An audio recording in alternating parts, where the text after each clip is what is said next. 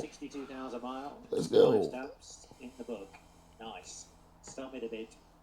Tell you what, do 25. Should do north of 3 grand that car.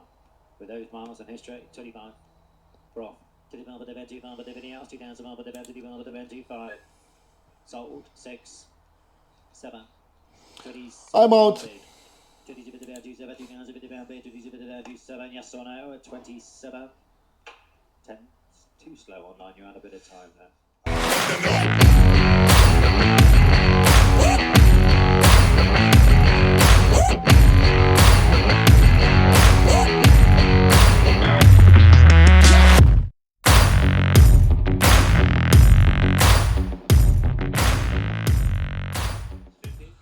Right, so what we after next? We just Hyundai, which is in pretty rough state, but I think it's got a full, yeah, engine oil below minimum, unable to remove coolant reservoir cap. Yeah, I know that. Ain't bad.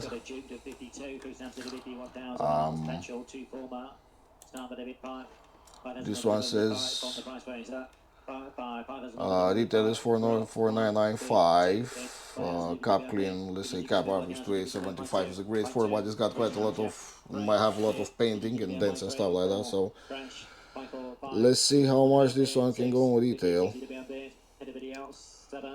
So we have our 62, 62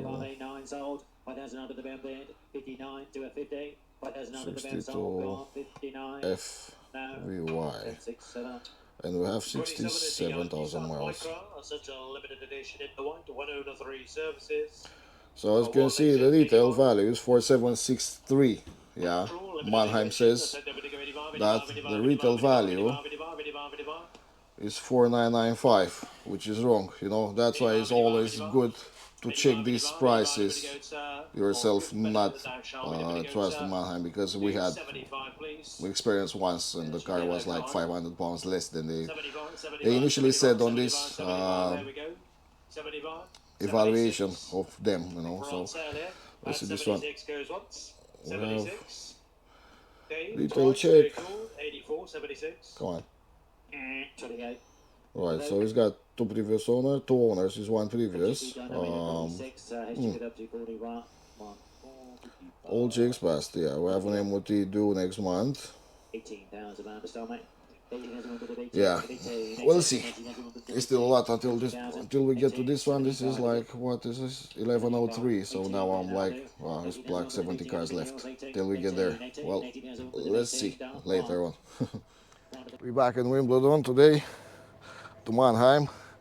We picked up another car, although we weren't planning, but it was too good. And here it is, a mighty Fiat 500. It's only 71,000 miles, really good condition overall. The aircon works. My friend is happy. And yeah, it's been a grade 4 overall, pretty much good condition. The only thing I don't like are the bloody steel wheels covers, and the windscreen has got a scratch on it from the old wipers. I don't know if you can claim a new windscreen for that, but we'll see. Nice car. And now, as well, as usual, we'll have to see if it makes it back. This is the final. It's not the final, it's the longest test. If it gets through this test, we're good to go. Anyway, retails for about 4,300. We paid 2,780 on it. So yeah, can't complain, good condition. Now, let's get going because it's late.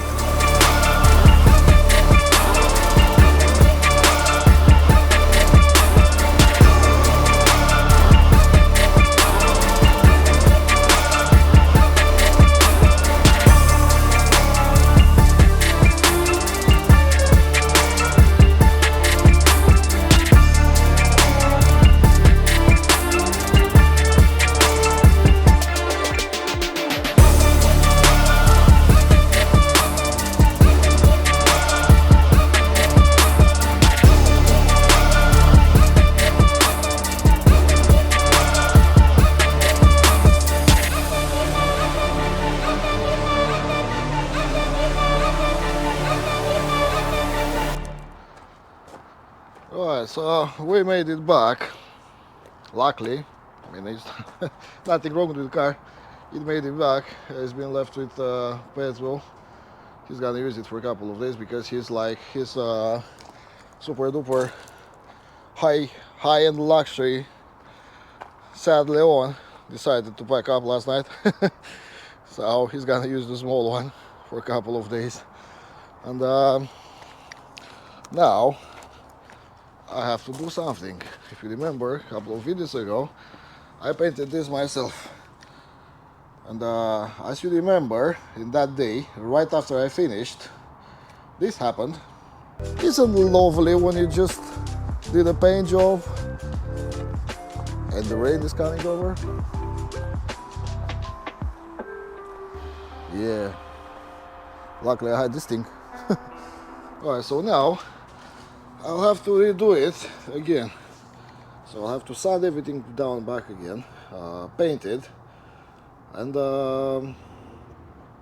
just apply the lacquer back with the gun this time. I'll not be using the cans anymore because it doesn't seem to do quite the best job, and obviously spraying with the paint gun is better.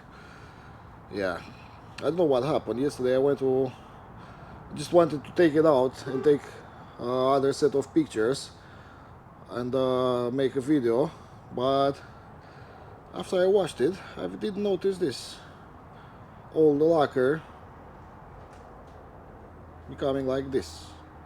Don't know the exact reason, but because that day it did started to rain. I did left it covered, but somehow the humidity, I think, it got inside, and yeah, I don't have an explanation for it. But now whatever. Anyway, let's get going, get sorted out. Because the inquiries, they seem to get better on Auto Trader. We did have an inquiry. I mean, someone reserved the Hyundai i40, but they want a third-party inspection, something, I don't know. I said I'm fine with that. I know of my cars, and I know this is fine. And he paid the reservation deposit for it. Someone will be here in a couple of days to inspect it. We had few inquiries on the Nissan Juke, but it seems that this car is just attracting again the wrong type of what's your last price type of people, which I really, to be honest, I just ignore straight away. I'll not spend the time with them because it's just time wasters. And yeah, views on Auto Trader, they're moving well. We had an inquiry on this one, on the automatic Ford, the black one. But the problem was, this guy had a Nissan Qashqai. It was a 14 plate, low mileage as well, with automatic gearbox. But the guy was living in London, and despite the fact he bought the car 5 months ago, he haven't checked if that car is ULEZ compliant or not. So it turns out that the car is not ULEZ compliant. He was looking to get rid of it, but the problem is he paid about 11 grand on the car. I mean, he bought it at that price, and the best we can offer as a part exchange is 6.5. Well, I would say we would have gone more, but he still didn't have the money to pay the difference on the finance, so he can get this car. I mean, what I said, look, you have to see what's the difference with the balance, and I will give you the Focus and take yours on the same value and pay the finance on it at the time of sale or something. Anyway, I did thought about it, but well, I don't think it was something to work out. And yeah, the deal didn't went through. I just told him, I said, look, my advice is just, I don't know, try to sort it with the dealership you bought this from. Maybe they can do something for you. Maybe they can offer you a better value as well, because yeah, they bought it. I mean, the thing is, the guy had it since February this year, and he only put like 1,800 miles on it, you know. So I think if the dealership he bought it from, they're nice people, they might be understanding and give him back a better value. I don't know, he'll make a smallest loss, you know, because in the part exchange this just doesn't work, you know. And I don't want to deal with this type of things. It just gives me headaches. I don't have any issues that this guy is not gonna sell soon anyway. So yeah. Anyway, enough talking, let's do some work as well. Well, this time seems to be better. There's a bit of a hard edge here, but from what I see it's more visible on the camera than on the eye. I just put some blending agent anyway, so when that thing is gonna dry up, it's gonna melt nice and float. Then with a bit of a sanding and a bit of a polishing will be good. But yeah, using a spray gun to do the lacquer makes lots of difference, a lot of difference. Of course I have some things flying over into the paint, but overall looks much more better. And yeah, still got things to learn, but I'm getting there. So I have a new toy which I'm testing today. Is what is called the ANI R160 Q. Seems to drain a lot of air, but well, for small dippers, it's a mini gun anyway, with a 1.2 tip. It's got really good fan for a mini gun. You can really do the job well, and really good overall. Looks really nice. It's a bit of a sensible trigger here, because if you want to test it, it's quite easy to get a product when you want it, but overall works pretty well. Anyway, more trying, more testing, more playing, and overall we will get there, I'm pretty much sure. Yeah, I'll leave this one into the sun to bake now.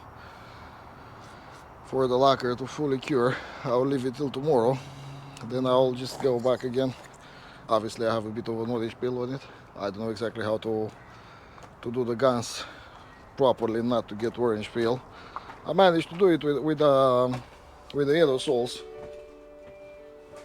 but yeah, what the hell is calling my... And it made it back to the yard. It's a nice car though, drives well. Body wise, it's quite in good condition. It's just a light polish. It's got some swirls and stuff like that, but no major damage. No stone chips. Really good condition, this one. We paid like 2,900 actually on it. We can sell it for 495, sort of. So yeah, but it is dirty inside, especially on this side here. Someone had a dog. It doesn't smell. The steering wheel looks really bad. I don't know what I'll do with it, because retiming it is not a point. It's a foam anyway, so it doesn't have like a leather cover. Other than that, just usual Fiat 500 stuff. It's got a original match in the boot, which is good. But there is no evidence of a cam belt ever being done. And we decided that we will give it a go and do the cam belt. And also the clutch is a bit stiff, but I don't know if it's just the slave cylinder pump, or we'll need a new clutch. Either way, we're gonna do both of the jobs ourselves. We're gonna just buy the parts and just do the both of the jobs ourselves, and see if we can make them.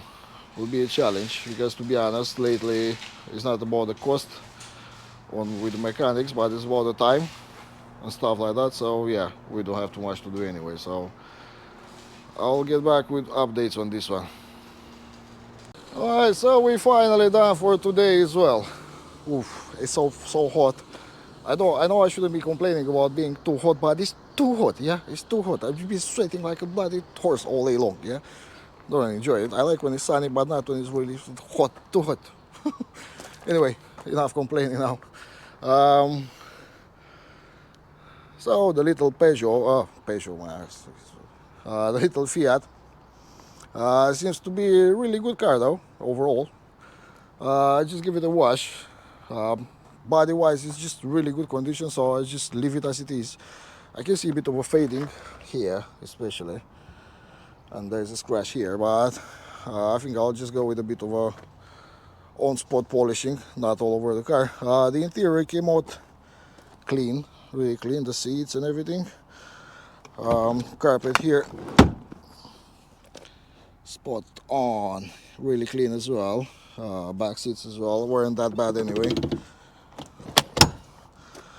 And yeah, same on the driver's side, the boot is clean as well. Got some stains and stuff like that, but I did manage to remove them. Sorry about the sun, there's nothing I can do about it. Yeah, all clean. I have the mats as well. I have just to clean those up, and I'm still thinking what to do with the steering wheel. But anyway, it's good condition overall. It's been with the same owner